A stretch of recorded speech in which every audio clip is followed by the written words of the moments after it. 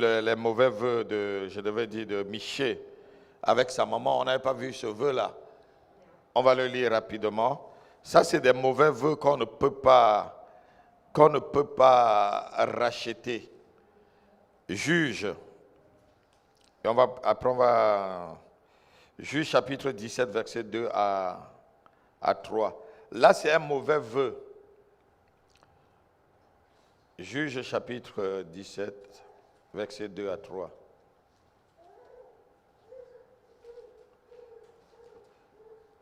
C'est une maman qui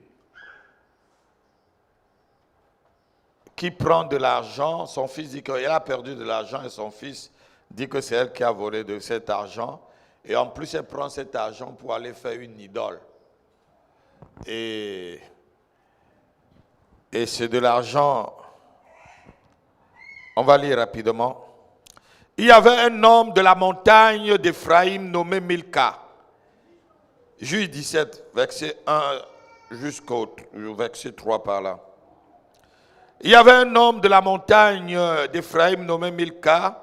Il dit à sa mère, les 1100 cycles d'argent qu'on t'a pris et pour lequel tu avais fait des imprécations, dont des vœux, des imprécations même à mes oreilles, voici cet argent est entre mes mains.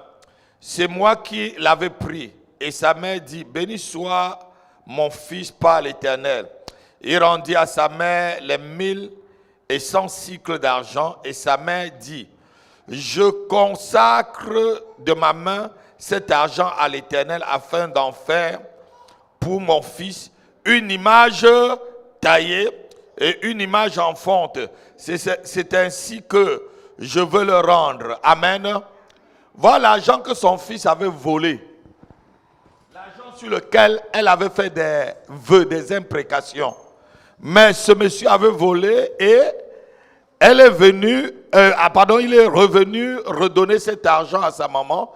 Et sa maman prend cela pour faire quoi? Une idole. Amen. Ce genre de vœux c'est des mauvais vœux. Quelqu'un m'entend? C'est un mauvais vœu. C'était même déjà de l'argent maudit. Quelqu'un me donne un amen. Quelqu'un me donne un amen. Donc, j'ai dit qu'une autorité, on avait vu qu'une autorité pouvait supprimer le vœu. On va lire le Proverbe chapitre 6, verset 1 à 5. On va conclure par là et on ira directement pour le rachat de vœux. Proverbe chapitre 6, verset 1 à 5. Lorsque tu fais un vœu, si tu les paroles de ta bouche t'ont échappé, si tu as cautionné quelqu'un, amen. Oui, ma fille.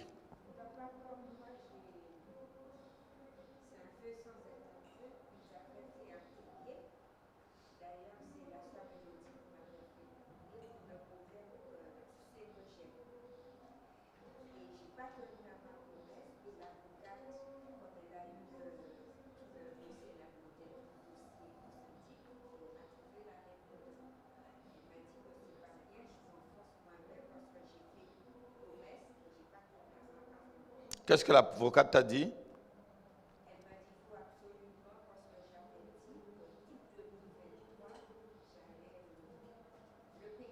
Mm-hmm.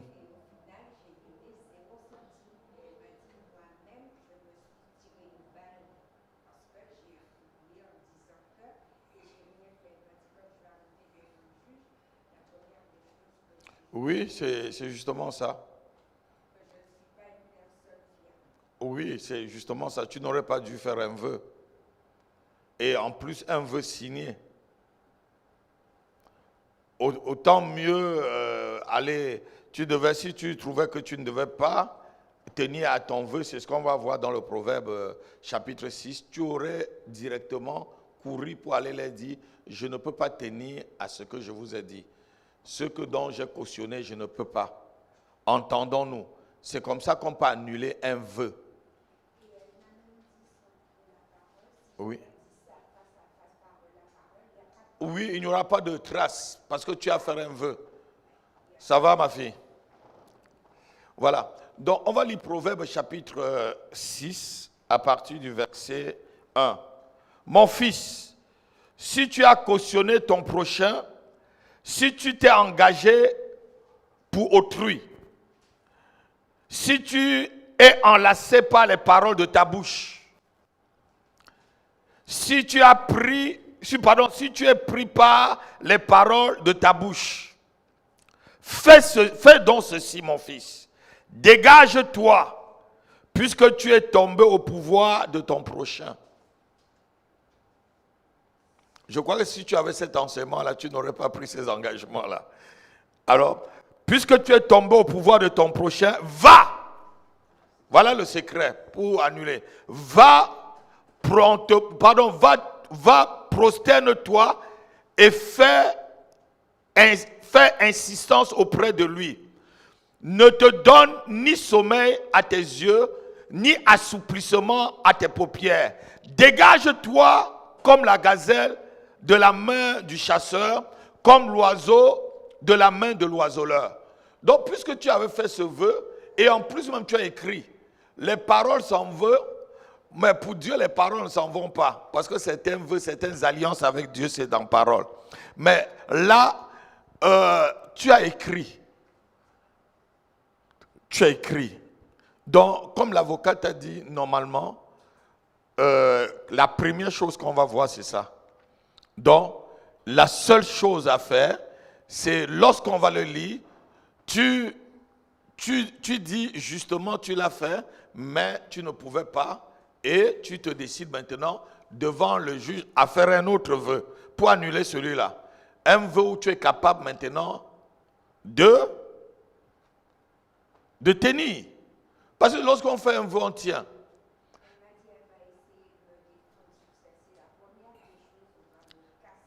Oui, c'est la première des choses. Parce que, vous savez, toutes les lois de la justice est inspirée de la parole de Dieu. Toutes les lois dans le monde. Vous voyez, la Bible le dit. Et si tu étais enseigné, je crois peut-être si tu étais enseigné, l'année dernière, je n'ai pas enseigné sur les vœux. Tu étais là, mais je peux enseigner, puisque j'ai souvent des thèmes sur lesquels j'enseigne tous les ans. Donc, quand je n'épuise pas, par rapport au temps, voilà, donc je ne pouvais pas. Amen. Donc, là, maintenant, là, puisque tu as été pris sur l'engagement que tu as donné.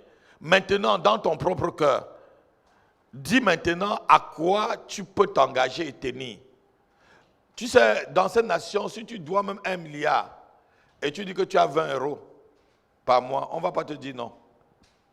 Pourvu que tu tiens à tes 20 euros. C'est ça, non?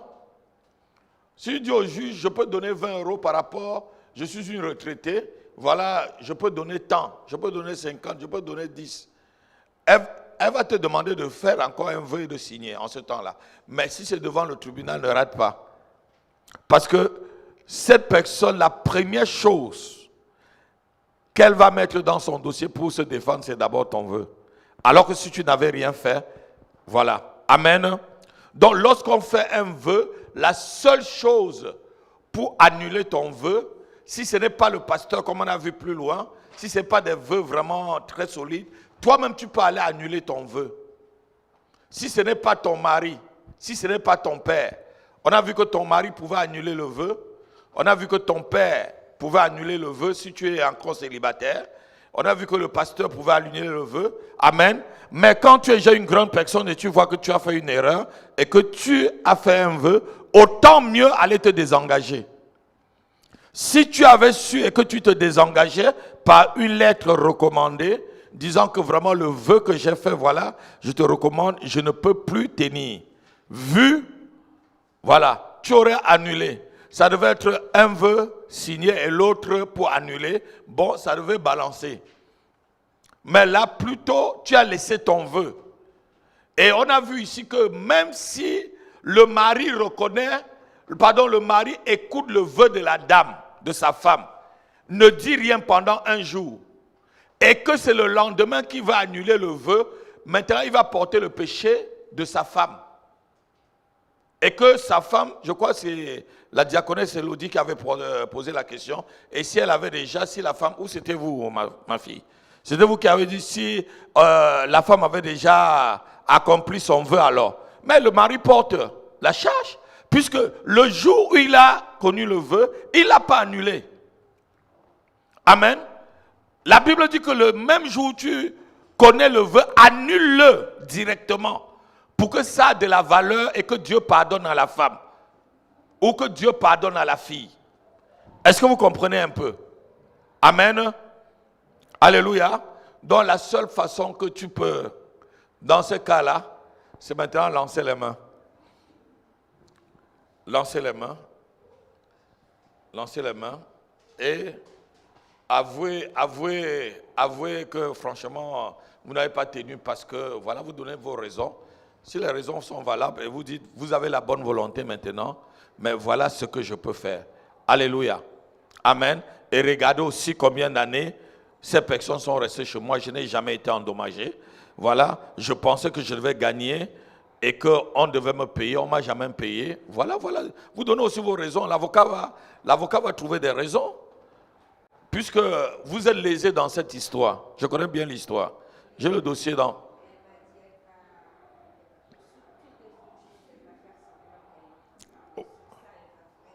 Il faut qu'elle tape dessus. Parce que vous êtes lésé. Vous êtes lésé. Et si vous êtes lésé, l'État, je pense, l'État n'a pas de moyens pour aider les gens par rapport au logement, ou ceux qui sont lésés dans leur logement comme vous. Il n'y a pas de moyens, il n'y a pas de garantie.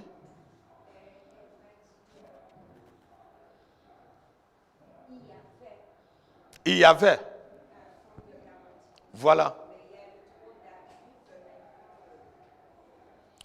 D'accord. Voilà, on va engager le thème de ce soir, le rachat de vœux fait à l'Éternel. Comment on peut racheter un vœu? Voilà, ça va t'aider. Ça va t'aider maintenant, vraiment cette partie, c'est la dernière partie. Le rachat des vœux. Tu as fait un vœu. Supposons que tu as dit que tu vas donner Zoé à Dieu. Et quand Zoé arrive, tu ne peux plus donner Zoé à Dieu parce que Zoé t'est utile. Comment est-ce que tu peux faire puisque tu as donné ta parole? Amen. Alléluia. Tu as dit peut-être que je vais donner ma maison. Mais il arrive que ça passe à autre chose. Franchement, ça devient difficile que tu donnes la maison. Comment est-ce que tu peux faire dans ce cas-là? Vas-tu te mettre dehors et dormir dans la rue et donner? Et il y a toujours des possibilités. Dieu a toujours trouvé des possibilités. Amen.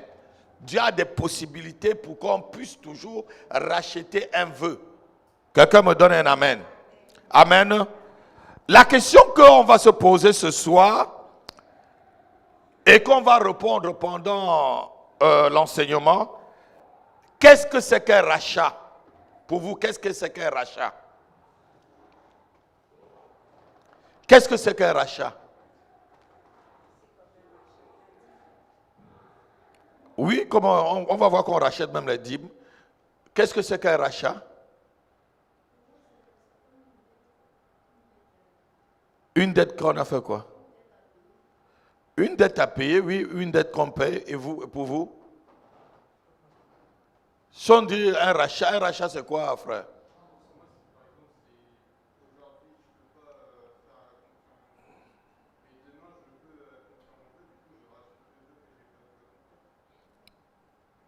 Bon, ce n'est pas vraiment ça. Notez ceci. Un rachat, c'est l'action de racheter.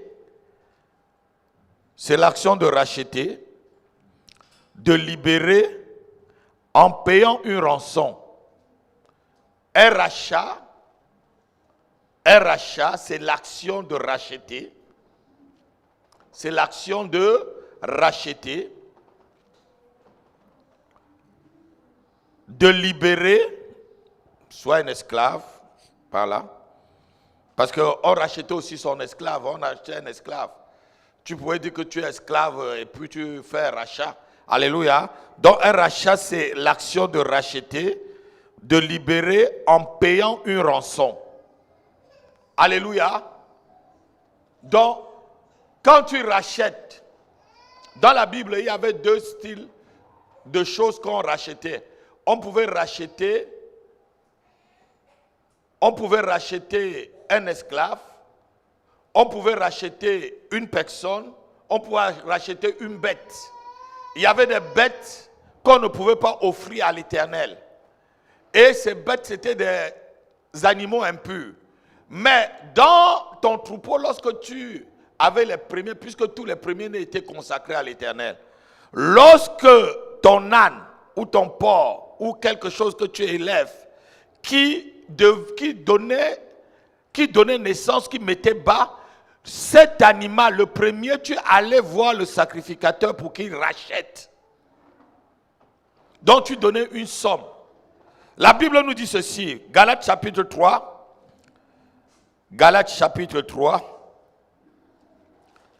verset 13.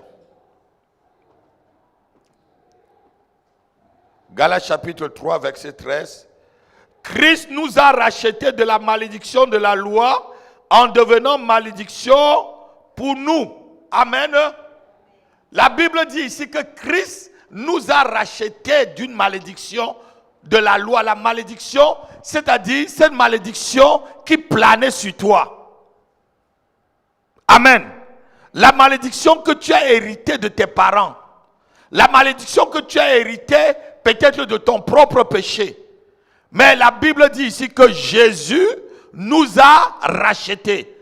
Donc le rachat, dans le mot grec, le mot rachat, c'était souvent soit libérer un esclave ou un débiteur. Est-ce que quelqu'un me comprend? On rachetait un esclave ou un débiteur. Toi, tu es débité de la sainteté devant Dieu. Mais quand tu commets un péché, voilà, tac. Le péché crie contre toi. La Bible dit maintenant, Jésus est venu pour racheter tout ça. Tout ce que le péché amenait comme malédiction dans ta propre vie. Amen. Le Seigneur est venu nous racheter de cela. Mais ce soir, nous n'allons pas, dans l'enseignement, nous consacrer sur le rachat de Christ. Nous allons nous consacrer sur le rachat comme débiteur. C'est-à-dire quelqu'un qui a fait un vœu, comme toi, quelqu'un qui a fait un vœu et doit absolument accomplir ce vœu-là. Tu as fait un vœu. Il faut vraiment l'accomplir. Comment? Et tu ne peux pas le faire. Comment racheter alors? Comment est-ce que ça peut se passer? On va lire Lévitique, chapitre 27, verset 2 jusqu'au verset 7. Vous savez, Dieu a justement trouvé une solution à tous les problèmes des hommes. Dieu a tellement organisé la société que si nous, on suivait la parole de Dieu, on devait avoir rarement de problèmes dans notre propre vie. Lévitique chapitre 27, verset 2 jusqu'au verset 3. Jusqu'au verset 7. Parle aux enfants d'Israël et tu leur diras, lorsque tu feras un vœu, s'il s'agit de la personne, elles seront à l'Éternel d'après ton estimation. Si tu as fait l'estimation d'un mâle de 20 à 60 ans, ton estimation sera de 50 cycles d'argent selon le cycle du sanctuaire. Si c'est une femme, ton estimation sera de 30 cycles. De 5 à 20 ans, ton estimation sera de 20 cycles pour le mâle et de 10 cycles pour une fille. 2 mois à 5 ans, ton estimation sera de 5 cycles d'argent pour le mâle et de 3 cycles d'argent pour la fille. De 60 ans au-dessus, ton estimation sera de 15 cycles pour un mâle et de 10 cycles pour une femme. Écoutez un peu ce que la parole de Dieu dit là. Si quelqu'un fait comme un vœu, tu dis que bon, Seigneur, si tu me donnes un enfant, je vais te consacrer cet enfant.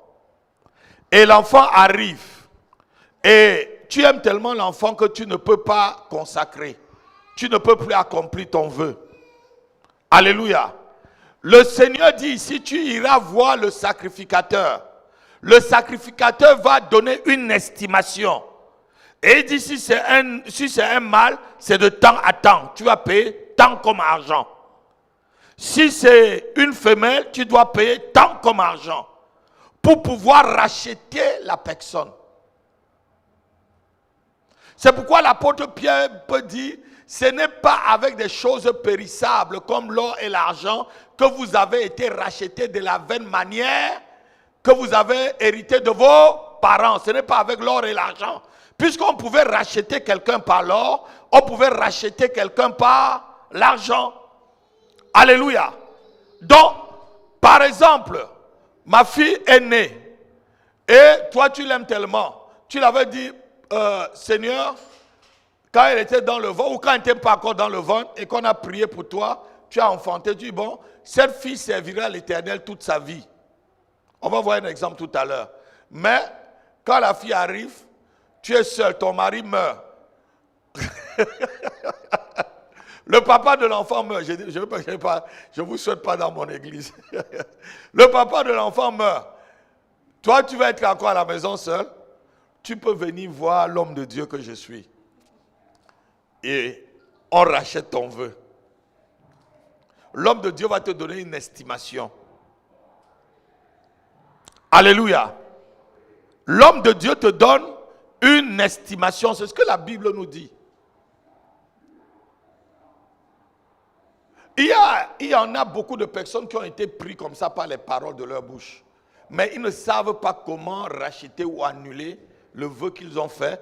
Et la malédiction les poursuit. La Bible dit là que si tu ne le fais pas, la malédiction te poursuit. Puisque tu n'as pas retiré ta parole est encore en l'air. Elle est encore contre toi. Quelqu'un n'a pas compris. Si tu te dis, ah, mon mari est mort maintenant là, je vais rester encore seul, je vais donner cet enfant à l'église, l'enfant va dormir dans le temple et tout, je vais rester encore. Est-ce que l'Éternel me donnera encore un autre enfant? Comment est-ce que je veux faire? Dieu a pourvu à des solutions. Donne-moi un amen. Dieu a pourvu à des solutions. C'est la même chose. Il y a une soeur qui était ici, à l'église avec nous. Elle m'a promis un terrain pour construire l'église au Cameroun. Elle est partie de l'église. Elle est partie. Elle m'avait promis un terrain jusqu'à ce que je suis allé voir. Pour construire l'église, je l'avais dit, bon, si tu le donnes vraiment à l'église, divise, son terrain est grand, divise et tu donnes cette partie pour qu'on construise l'église avec.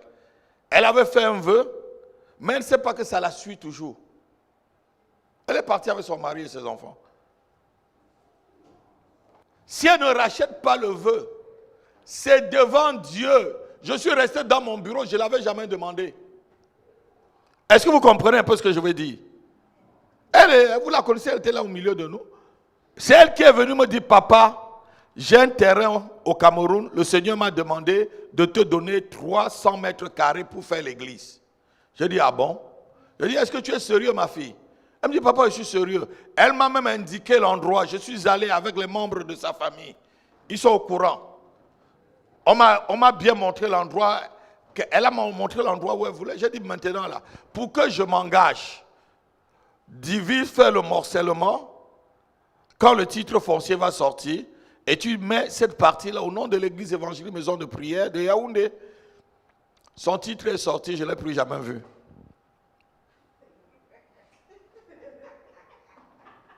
Mais vous riez, c'est sérieux, hein? Le titre est sorti, elle va, ah papa, le titre est sorti, bam! Situation, on ne la voit plus, on ne voit plus son arrêt et tout. Mais je ne veux pas l'appeler, mais j'ai même le droit de l'appeler. Moi, regardez, certains hommes de Dieu l'appelleront. Mais moi, je l'avais demandé au bureau, est-ce que tu es sérieuse? Avec son mari, Ils m'ont dit qu'ils étaient sérieux tous les deux. Son mari était là, elle-même elle était là. J'ai dit, je ne vous ai rien demandé. Il dit, oui, papa, tu es notre papa. J'ai dit, est-ce que tu es sérieuse? Elle dit, oui, si tu pries, le titre sort. Je suis allé sur le terrain, j'ai prié. Le titre qu'il y a, c'est sorti. C'est elle-même qui vient me dire que le titre est sorti. J'ai dit, bon, ma fille, arrange-toi alors maintenant qu'on fait le morcellement. C'est dangereux, vous riez, c'est dangereux. Je ne vous mens pas. Elle aurait dû racheter son vœu. Elle aurait dû dire, si elle est intelligente, dit papa, j'avais promis 300 mètres carrés au Seigneur. Je vais calculer selon le prix du mètre carré là-bas. Je donne cette somme au Seigneur et je récupère tout mon terrain. C'est comme ça. Donc, je calcule la valeur de 300 mètres carrés dans cette région et je donne au Seigneur. Et c'est entre elle et moi maintenant qu'on pouvait estimer. Est-ce que vous comprenez? C'est comme ça qu'on rachète un vœu qu'on a fait. Sinon, la parole que tu as donnée, la Bible dit qu'on te jugera par tes paroles. Par tes paroles, tu seras condamné et par tes paroles, tu seras justifié. C'est Jésus qui le dit. Les paroles qui sortent de ta bouche. Oui. On va voir l'histoire de Jephthé tout à l'heure. Il dit, si je pars en guerre et tu me donnes la victoire, toute personne qui sortira à la porte de ma maison, je te le consacrerai en holocauste. C'est sa fille unique qui sort. Il n'a qu'une seule fille. C'est elle qui sort le jour où il revient. Vous-même là, vous avez fait quoi? On va lire l'histoire tout à l'heure. Tu as déjà dit ça à Dieu. Dieu pour t'éprouver. Vous savez, Dieu aime ce genre de défi. La seule chose souvent que Dieu demande de l'éprouver dessus, c'est sur les sacrifices et les dîmes.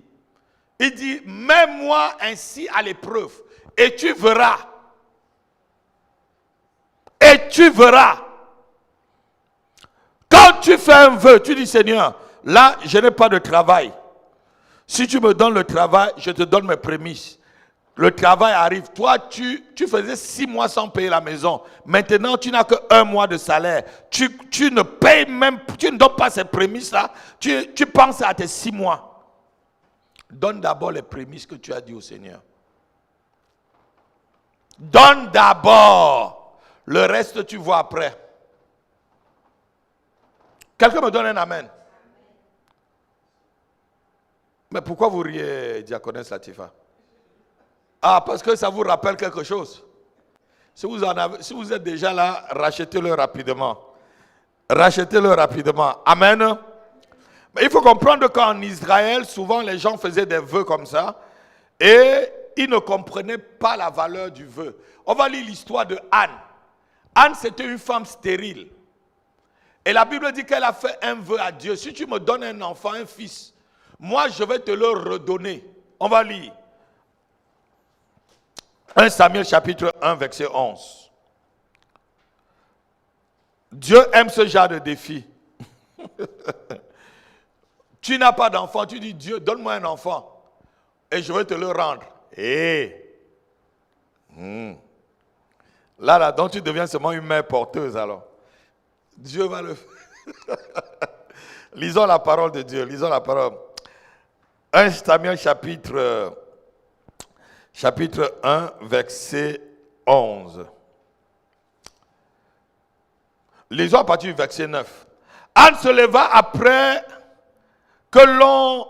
9 jusqu'à 11. Anne se leva après que l'on eut mangé et bu à Silo. Le sacrificateur Élie était assis sur un siège, près de l'un des poteaux du temple de l'Éternel. Et l'amertume dans l'âme, elle pria l'Éternel et versa des pleurs. Elle fit un vœu, verset 11, elle fit un vœu en disant, Éternel des armées, si tu daignes regarder l'affliction de ta servante, si tu te souviens de moi et n'oublie point ta servante, et si tu donnes à ta servante un enfant mâle, je le consacrerai à l'Éternel pour tout le pour tous les jours de sa vie, et le rasoir ne passera point sur sa tête. Hey! Hey! Voilà un vœu que Anne a fait. Anne a dit, si tu me donnes un enfant, non seulement je ne vais pas garder l'enfant, je vais te remettre l'enfant. Et je vais faire que l'enfant soit un nazirien. Vous connaissez les naziriens là, avec ce que vous appelez les locks là. Amen. Dont le rasoir ne passera jamais sur sa tête.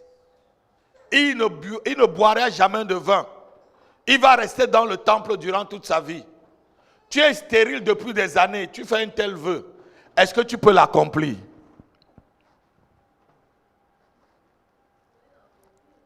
Oui, elle a accompli. C'est pourquoi Dieu l'a donné encore 7 fils. Des vœux comme ça, écoutez-moi très bien. Des vœux comme ça, Dieu aime. Dieu aime. Dieu aime tes... Vous savez souvent les prières, hein? Je vais vous dire quelque chose. Ce n'est pas des longues prières qui vont vraiment souvent vers Dieu. C'est les prières du cœur. La Bible dit là, elle avait l'amertume dans le cœur. Elle parlait. Le sacrificateur, même l'homme de Dieu va lui dire, mais arrête ton vin. Parce qu'elle parlait tellement, elle faisait la bouche. L'homme de Dieu, quand vous lisez toute l'histoire, l'homme de Dieu dit, mais tu es saoul à l'heure là. Arrête ton vin à l'église. Elle va dire à l'homme de Dieu, je ne suis pas... C'est l'amertume de ta servante. C'est vraiment... J'ai des problèmes avec ma coépouse. Vous connaissez cette histoire avec sa coépouse, Pénina. Pénina ne faisait que l'appeler ventre stérile. Tu n'accouches pas. Hein? Ta part dans la maison de notre mari, là, c'est quoi? Hein? Tu es maudite. Arbre sec. Elle entendait ça tous les ans. Et elle dit à Dieu en plus, si tu me donnes un enfant, je te remets. Vous voyez que les vœux là, c'est souvent... Moi, j'ai dit au Seigneur, lorsque le Seigneur m'a rencontré et j'étais malade, j'étais à Libreville, j'ai dit au Seigneur, si tu me guéris de cette maladie, devant un seau d'eau, je vous ai dit, vous savez, nos douches où on met l'eau là, on se lave, il y a quelques tôles. Hein? C'est pas comme ici. Ma soeur rit. Vous croyez que nous, j'ai mis l'eau là, j'ai parlé, j'ai dit Seigneur, je viens de te connaître, il n'y a même pas 3 mois.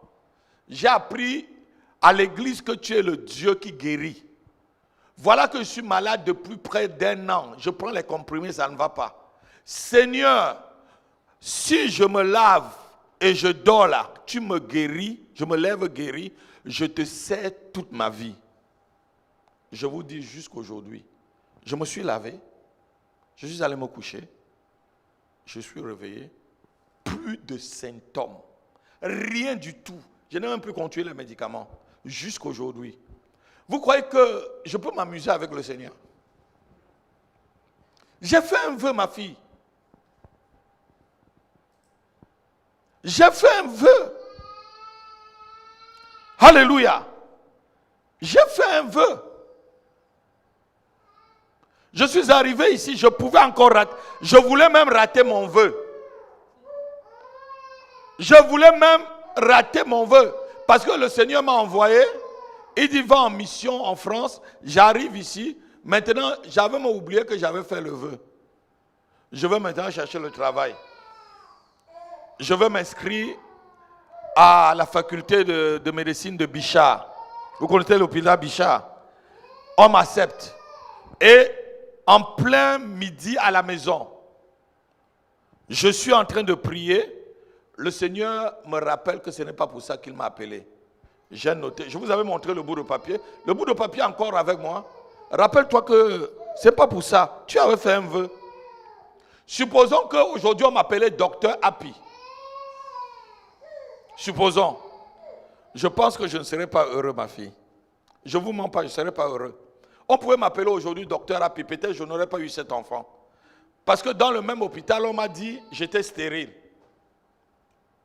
Le même hôpital. Je suis allé faire un spermatogramme, on m'a dit non, tu es stérile, tu ne peux pas accoucher. Et dans le même hôpital, j'ai prié. Alléluia. Et Dieu m'a rendu fécond. Supposons que j'étais en faculté de médecine, j'étais marié. Je ne vous mens pas, peut-être je n'aurais jamais eu tout ça. Parce que quelque part, je n'ai pas respecté mon vœu. Dieu a fait sa part, mais je n'ai pas fait ma part en ce temps-là. La seule chose qui peut te permettre de ne pas accomplir un vœu, c'est de racheter ton vœu. Et il y a des vœux que tu ne peux pas racheter. Pardon?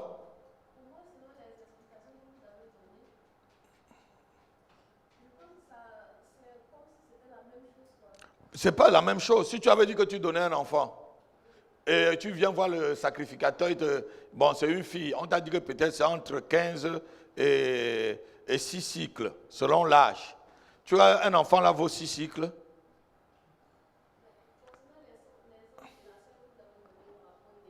Oui, bon, pour elle, elle peut venir et puis je lui dis, bon, au lieu peut-être le mètre carré coûte peut-être 20 000 francs, donc calcule le mètre carré à 10 000.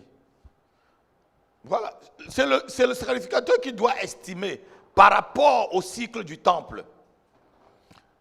Est-ce que vous comprenez? Ou je peux même lui dire que calcule le mètre carré à 40 000. Alléluia. Amen. Ça serait plus la même chose, ma fille. C'est pas la même chose. Tu as promis un terrain. Là maintenant tu donnes l'argent. Est-ce que cet argent-là va donner vraiment le terrain? Tu as promis un enfant comme Anne. Tu viens maintenant donner l'argent. Est-ce que l'argent peut donner un enfant? Non. Alléluia. Donc lorsque vous faites des vœux, et surtout ceux qui viennent souvent ici à l'église, ils font des vœux. Autant mieux ferme ta bouche. Ne dis rien, fais doucement.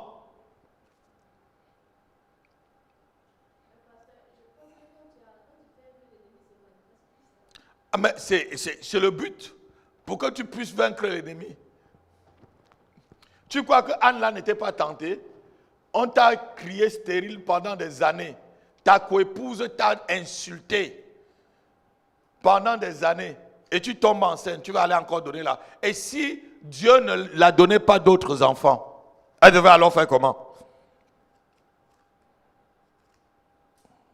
Alléluia. C'est aussi un risque. Amen. Amen. On a vu dans le livre de Lévitique que le Seigneur permettait qu'on rachète. Vous savez pourquoi Dieu a permis qu'on puisse racheter les êtres humains? Est-ce que quelqu'un peut me dire pourquoi? Les vœux de rachat des êtres humains.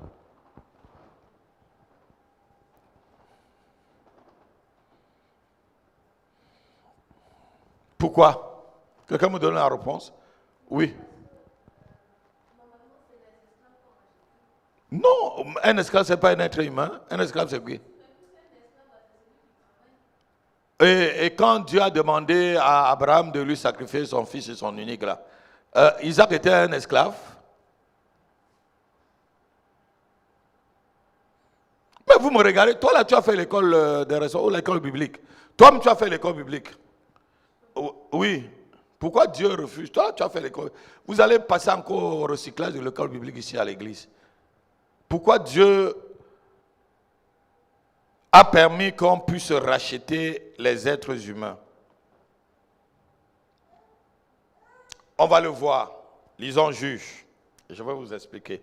Ah, le temps passe vite. Hein. Juge, j'espère que je vais terminer. Juge chapitre 11, versets 29 à 38. Juge chapitre 11, versets 29 à 38. Lisons rapidement. Juge chapitre 11, verset 39 à... Juge chapitre 11, verset 39... Pardon, verset 29 à 38. Je lis rapidement. L'esprit de l'Éternel fut sur Jephthé, il traversa Galate et Manassé, et il passa à Mispa de Galate. Et de Mispé de Galate. Et il marcha contre les fils d'Anon. Jephthé fit un vœu à l'Éternel et dit, si tu livres entre mes mains les fils d'Amon, quiconque sortira de la porte de ma maison au-devant de moi, à mon heureux retour de chez les fils d'Amon, sera sacrifié à l'Éternel, je l'offrirai en holocauste. Jephthé marcha contre les fils d'Anon et l'Éternel les livra entre ses mains.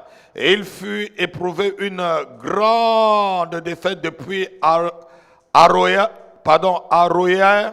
jusqu'à Minit, espace qui renferme 20 villes, et jusqu'à Abel-Kérimine. Et les fils d'Anon furent humiliés devant les enfants d'Israël. Verset 34, Jephthé retourna dans sa maison à Mispa, et voici sa fille sortie au-devant de lui avec des tambourins et des danses. C'était son unique enfant. Il n'avait point de fils, point d'autre. Dès qu'il la vit, il déchira ses habits et dit, ah ma fille, tu me jettes dans l'abattement, tu es au nombre de ceux qui me troublent. J'ai fait un vœu à l'Éternel et je ne puis le révoquer. Il lui dit, mon père, si tu as fait un vœu à l'Éternel, traite-moi selon ce qui est sorti de ta bouche. Maintenant que l'Éternel t'a vengé des ennemis de fils d'Anon. Et elle dit à son père, que ceci soit accordé, laisse-moi libre pendant 2 mois et j'irai et je m'en irai, je descendrai dans les montagnes et je pleurerai ma virginité avec mes compagnes. Verset 38, il répondit, va, et il laissa libre pour 2 mois, et il s'en alla avec ses compagnes, et elle pleura sa virginité sur les montagnes. Amen. Regardez quelqu'un qui fait un vœu. Ça, c'est un général d'armée qui fait un vœu à Dieu. Il dit, si tu me donnes la victoire sur mes ennemis, la première personne qui va sortir de chez moi, je vais le consacrer en holocauste. L'holocauste, c'est le sacrifice de ce qui est vivant. Amen. On donnait des sacrifices de gros bétail, des menus bétail, comme des chèvres, des bœufs et tout ça en holocauste. Différent des autres sacrifices qui pouvaient être des sacrifices des produits agricoles. Alléluia. Amen. Ici, c'est sa fille qui sort, c'est sorti de sa bouche. Il dit, je vais le donner en holocauste. Qu'est-ce qu'il pensait? Vous-même, posez-vous la question, qu'est-ce que ce monsieur pensait? Celui qui me donne la réponse à 20 €. Quoi? Non. Non. Il était quoi?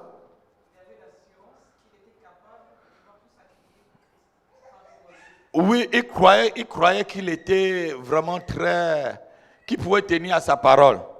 Mais Dieu l'a coincé en faisant que c'est sa fille unique qui sort.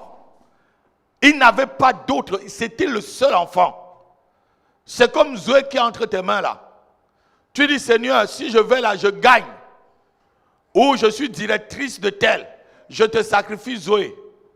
Tu vas dire que directrice là même là, Seigneur, ça m'avait échappé. Hein? Ça avait échappé à ma bouche. C'est ma bouche qui a dit ce que mon cœur ne voulait pas. Vous êtes forts, vous les chrétiens là, vous êtes très forts. Alléluia. Comment on peut racheter un tel vœu?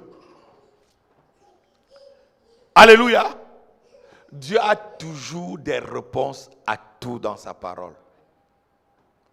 Alléluia. Dieu a toujours des réponses à tout. Voilà un cas d'école de rachat de vœux, notez-le. Voilà un cas d'école de rachat de vœux. Faites à Dieu. Voilà un cas d'école de rachat de vœux faits à Dieu,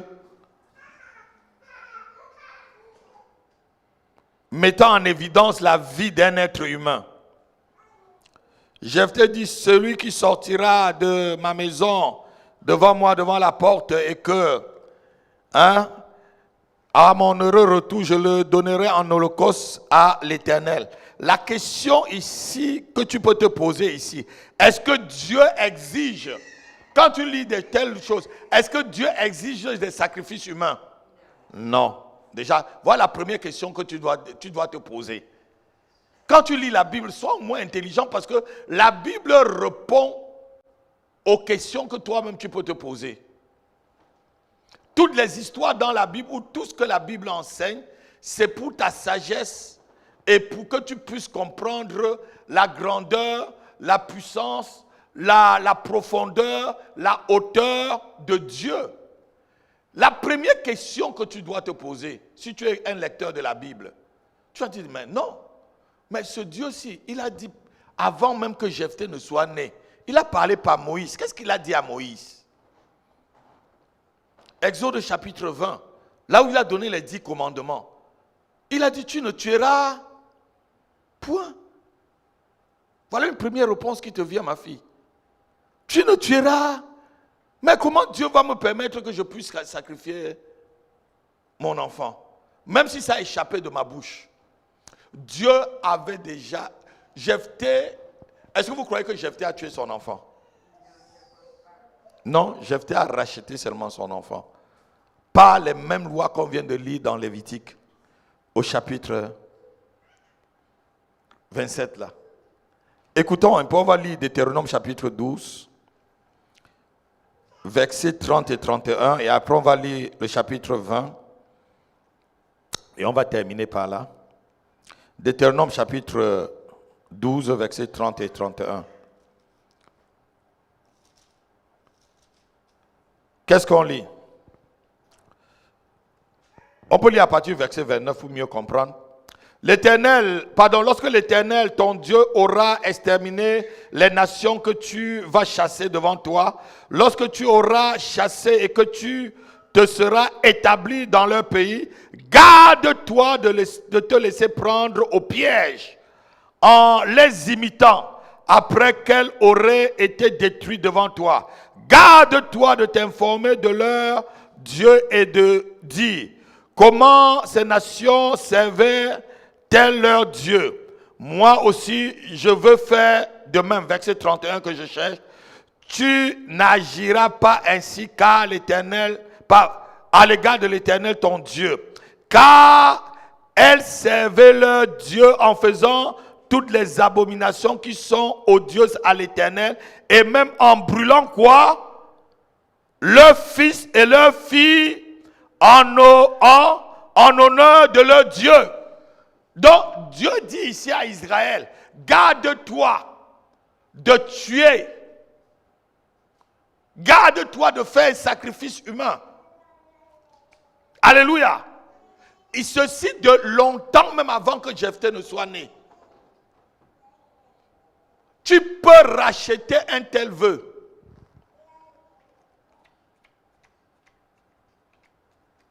Tu peux venir voir l'homme de Dieu. Homme de Dieu, voilà, j'ai dit telle chose. J'ai dit que je devais tuer mon enfant.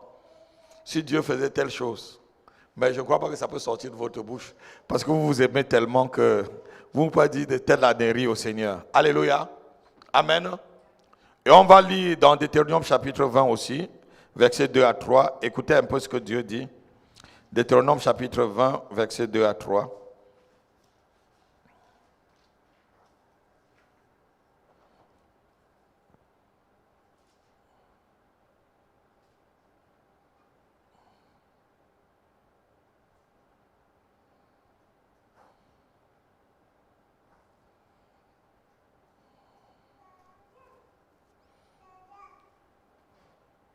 Est-ce que j'ai pris le bon verset? J'aime pas.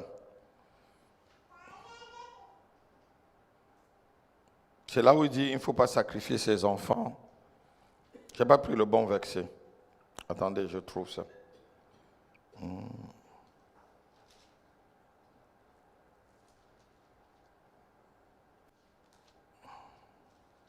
Attendez, je vous trouve le bon verset, s'il vous plaît.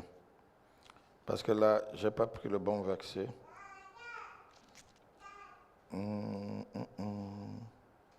De quoi ça va être Lévitique? C'est Lévitique 20. Voilà, c'est Lévitique 20. J'ai mis Deutéronome, c'est Lévitique. Lisons rapidement. Tu diras aux enfants d'Israël, si un homme des enfants d'Israël ou des étrangers qui séjournent, c'est Lévitique, c'est pas Deutéronome, qui séjournent en Israël, livre à Moloch l'un de ses enfants, il sera puni de mort, le peuple du pays le lapidera. Et moi, je détournerai ma face contre cet homme et je le retrancherai du milieu de son peuple parce qu'il a livré ses enfants à Moloch, souillant mon sanctuaire et profanant mon saint nom. Alléluia.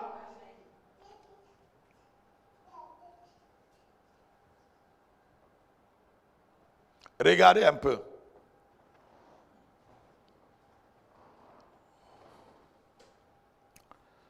Si tu as fait un tel vœu et que ça t'a vraiment surpris, il y avait des papas et des mamans dans mon temps. Eux, ils priaient, ils disaient, si tu me donnes un enfant, si c'est une fille, elle sera sœur. Alors, on ira au couvent. Est-ce qu'il y a quelqu'un ici là que sa famille a dit ça sur lui? Et cette fille n'a jamais été peut-être au couvent. C'est même bien pour elle. Il y a aussi d'autres qui disaient, si tu me donnes un garçon, il sera prêtre. Mais lorsqu'il a vu que c'est son seul garçon, je connais une maman comme ça à Bafan. Elle avait son unique garçon. Amen. Et l'histoire disait que son garçon était justement prêtre et elle n'avait plus fait d'enfant. Ce monsieur était devenu même, je crois, comment vous appelez encore à la mission catholique? C'est évêque, hein? Évêque. Et il était de Bapouantou. Et sa mère l'avait fait uniquement, elle avait donné ce vœu. Si tu me donnes un garçon, il va être un prêtre. Mais elle ne comprenait pas qu'on pouvait vraiment racheter ce vœu-là. Si elle connaissait bien la parole de Dieu, tu pouvais racheter ton vœu. Si tu fais un mauvais vœu en quelque sorte à Dieu, tu peux le racheter. Hein? Bon, oui, pour elle, c'était un bon vœu. Oui, c'était un bon vœu, oui, oui.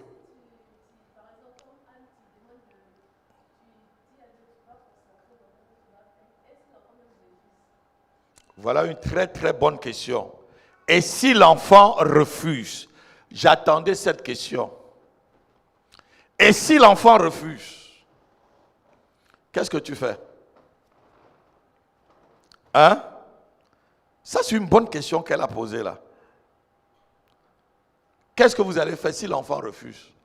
Si Samuel refusait d'être sacrificateur, de passer son temps au temple, qu'est-ce que Anne aurait fait? Mais Anne se serait partie voir Élie, puisque Élie était encore vivant. Il aurait dit, voilà l'enfant que j'ai promis, parce qu'il avait promis, Élie était là l'homme de Dieu. Voilà, Élie devait faire le rachat. Je vais lui expliquer comment faire le rachat. L'enfant a dit non. C'est une bonne question, l'enfant peut dire non.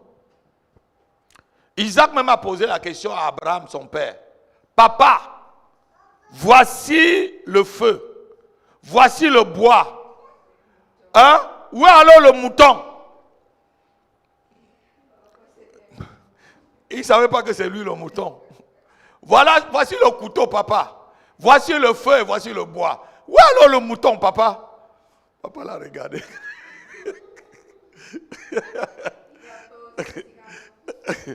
Il a dit à la montagne, l'Éternel, mais dans son cœur, il disait que mon fils, c'est toi, hein, je vais te couper la gorge là-bas en haut. Là.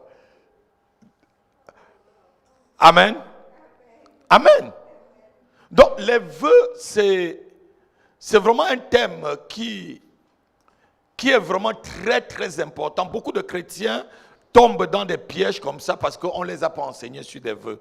Rares sont des hommes de Dieu qui maîtrisent ce genre de message.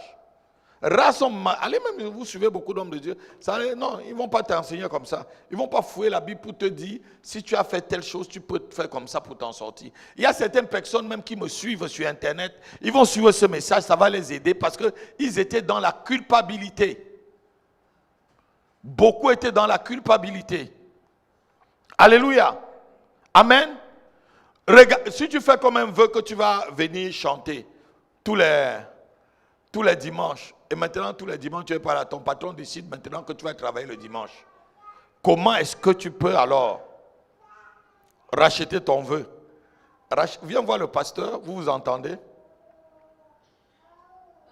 Oui.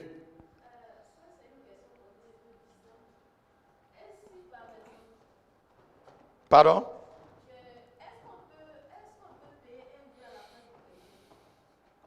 Un vœu à la place de quelqu'un?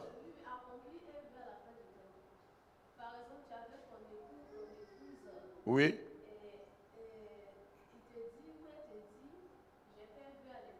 Oui. Oui.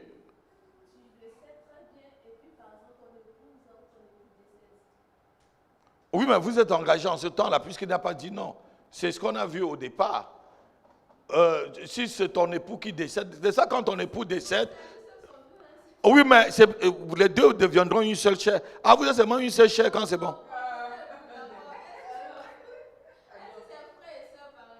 Pardon? Frères et sœurs, c'est-à-dire? Oui. Oui. Ça ne t'engage pas, elle, c'est elle. Même le salut est personnel, mais elle, c'est elle. Est-ce que toi, tu vas payer la dette les seules dettes que tu peux payer, c'est les dettes de ton mari et peut-être les dettes de tes parents.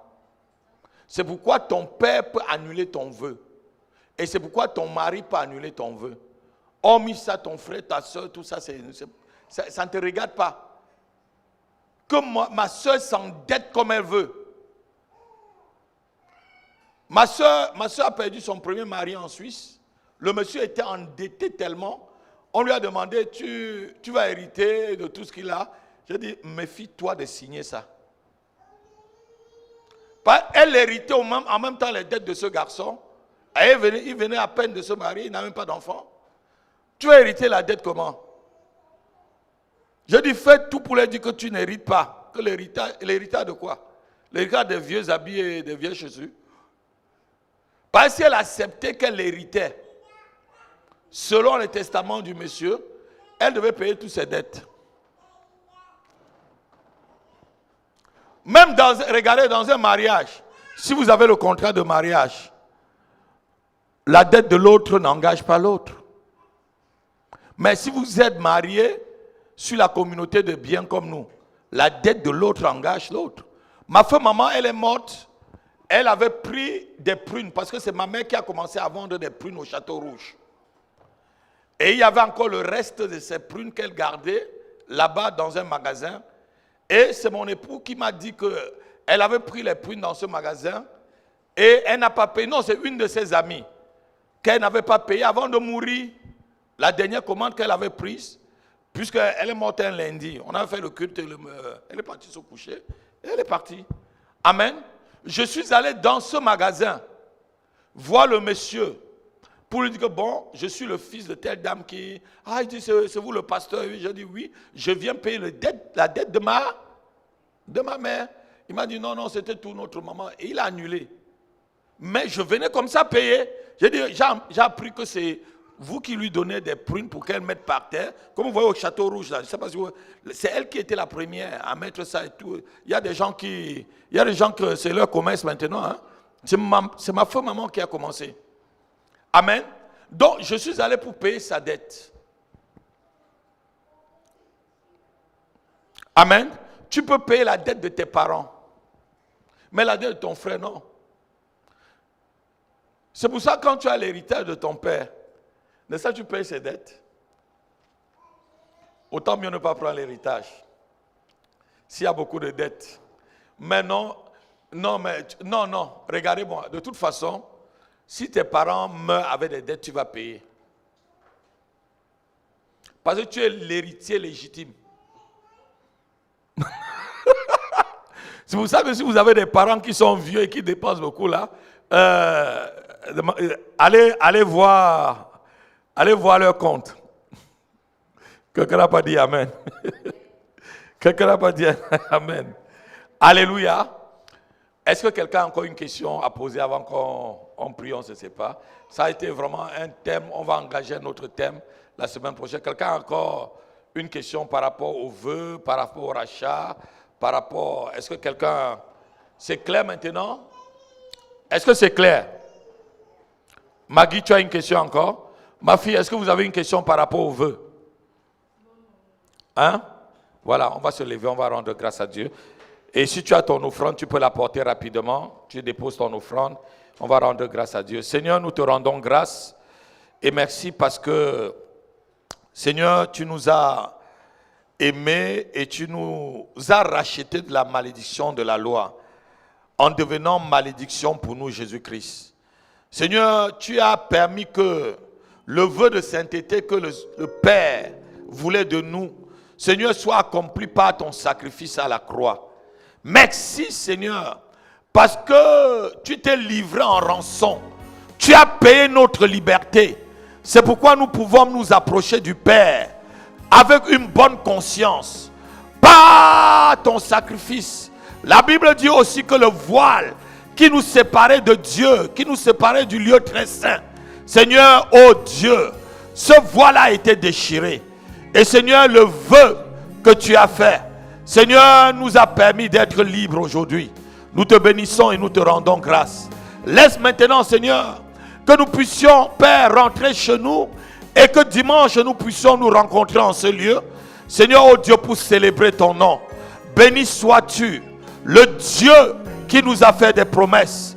Et nous savons que tes promesses sont oui et amen. Nous savons que tes promesses, Seigneur, tu ne changes pas dans tes promesses. Louange à toi, honneur à toi. Puissance et autorité à toi, au nom de Jésus-Christ de Nazareth. Amen. Amen. Allez-y, prendre vos trains, vos métros. Que Dieu vous bénisse. On se rencontre dimanche. Amen. Soyez bénis.